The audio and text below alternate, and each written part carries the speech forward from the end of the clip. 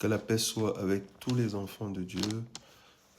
Si tu es là pour la première fois et que tu es béni par cette parole, je t'invite à partager cette vidéo et à t'abonner à ma chaîne TikTok et je souhaite la bienvenue à tous les abonnés. Chers frères et sœurs, nous allons parler d'un sujet capital qui a pour thème « Sans la nouvelle naissance, nul ne verra le royaume de Dieu ». Pourquoi, chers frères et sœurs? Parce que cette parole est capitale. Sans la nouvelle naissance, nul ne verra le royaume de Dieu. Nous allons tout de suite introduire cette parole dans Galates. Galates chapitre 5. Et le verset 24 nous dit une chose. Le verset 24 nous dit « Ceux qui sont au Christ Jésus ont crucifié la chair avec ses passions et ses désirs. » Ceux qui sont au Christ Jésus ont crucifié la chair avec ses passions et ses désirs.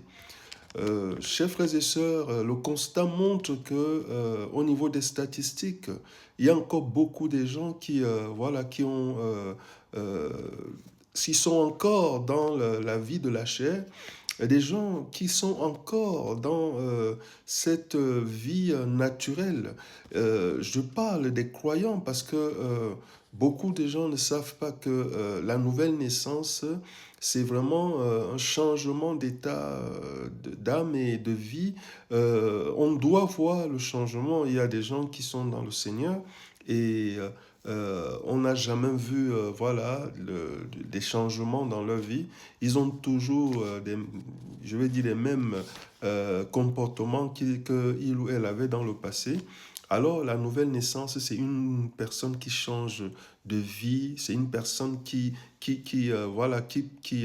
une personne qui devient comme le Christ, une personne qui cesse de vivre dans les décisions d'avant, dans la fureur et la colère, une personne qui renaît dans la douceur. Donc, c'est ça. Sans la nouvelle naissance, nul ne verra le Seigneur.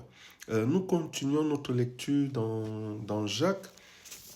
Et dans Jacques chapitre 1, l'apôtre Jacques nous dit au verset 19, il dit « Sachez-le mes frères, bien-aimés, et ainsi que tout homme soit prompt à écouter, lent à parler, lent à la colère, car la colère des hommes n'accomplit pas la justice de Dieu. » Donc, chers frères et sœurs, la parole d'aujourd'hui nous dit qu'il y a encore beaucoup de gens qui sont dans la colère, des gens qui, je parle des croyants, je ne parle pas des non-croyants, mais on le constate même dans les lieux de prière, des gens qui sont encore dans des états où dès qu'il y a une petite chose, ils se mettent en colère ou elles se mettent en colère, ils ou elles sont prêts à injurier et à se fâcher, mais ça veut dire qu'on n'a pas encore,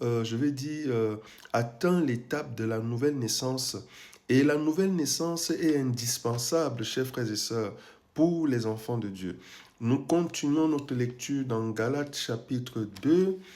Dans Galates chapitre 2, nous lisons ce que l'apôtre Paul dit. L'apôtre Paul nous parle de son expérience personnelle. Dans Galates chapitre 2, il dit au verset 20, « Je suis crucifié avec le Christ. Ce n'est plus moi qui vis, c'est le Christ qui vit en moi. Ma vie à présente dans la chair, je la vis dans la foi au Fils de Dieu qui m'a aimé et qui s'est livré lui-même pour moi. » Ici, il dit que ce n'est plus lui qui vit. Ce que l'apôtre Paul est en train de dire, il parle de l'aspect physique.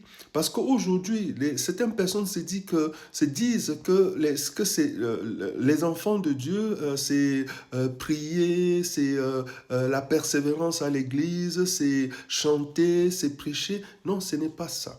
Parce que ça, beaucoup de gens ne savent pas que ça ne fait pas partie de la nouvelle naissance. Ce n'est pas parce qu'on prie beaucoup qu'on est né de nouveau. Ça veut dire qu'on est né de nouveau. Ce n'est pas parce qu'on jeûne et qu'on parle en langue, on fait toutes ces choses qu'on est né de nouveau. Une personne qui est née de nouveau, on verra le changement physique. Et voilà pourquoi l'apôtre Paul fait allusion au changement physique. Il dit, ce n'est plus moi qui vis, mais c'est le Christ qui vit en moi. Ça veut dire que la vie que le Christ a vécue lors de sa mission dans ce monde, on a vu, on voit, et la parole de Dieu nous dit que le Christ a vécu dans la douceur, dans l'humilité, il était humble. Donc, Paul veut dire qu'il a épousé, c'est-à-dire qu'il marche maintenant comme le Christ a marché. Donc, chers frères et sœurs, aujourd'hui, beaucoup, je vais dire, des lieux de prière ne font pas allusion à cet aspect et ça risque de bloquer beaucoup de gens. Beaucoup de gens seront, je vais dire, resteront dans ce monde parce que ils ou elles auront négligé la nouvelle naissance. Parce que la nouvelle naissance est indispensable dans nos vies. Et voilà pourquoi nous allons faire la lecture dans Matthieu chapitre 3.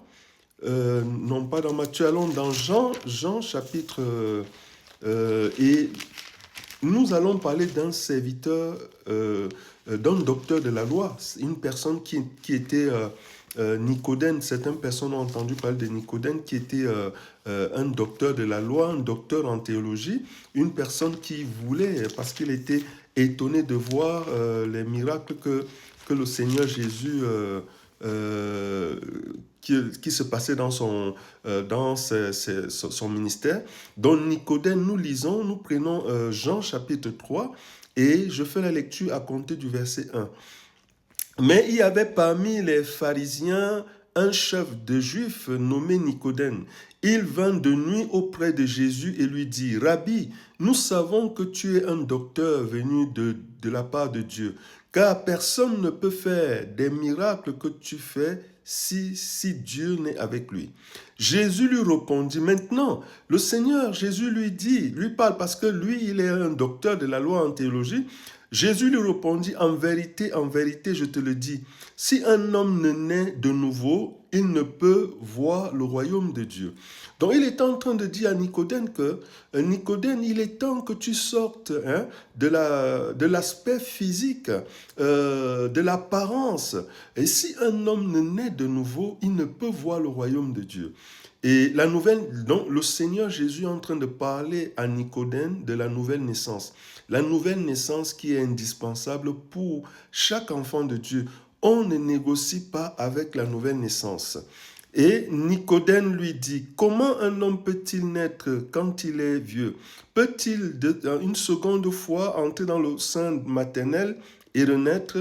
Jésus lui répondit, en vérité, je te le dis, si un homme ne naît d'eau et d'esprit, il ne peut entrer dans le royaume de Dieu. Ce qui est né de la chair est chair, et ce qui est né de l'esprit est esprit. Ne t'étonne pas que je t'ai dit qu'il faut naître de nouveau. Bon, ici, chers frères et sœurs, le Seigneur Jésus dit à Nicodème qu'il faut naître de nouveau. Sans la nouvelle naissance du cœur, chers frères et sœurs, personne ne verra le Seigneur.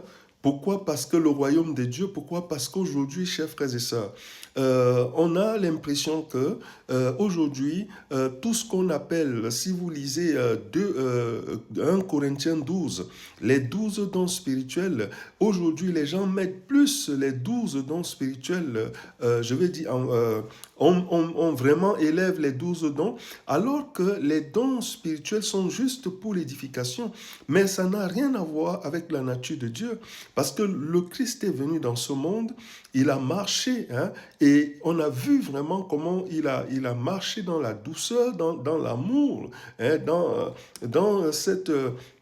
Dans le respect, il a même respecté même César. Quand on voulait, les pharisiens voulaient le mettre à l'épreuve en lui disant que est-ce qu'il faut respecter César ou il faut faire comme on veut. Il a dit non, donnez à César ce qui est à César et à Dieu ce qui est à Dieu. Il a respecté. Mais aujourd'hui, on en retrouve certains croyants qui ne respectent pas, qui sont orgueilleuses et c'est des gens qui prient, qui montrent cet aspect. Donc voilà, je vais m'arrêter là. Que Dieu vous bénisse et à la prochaine.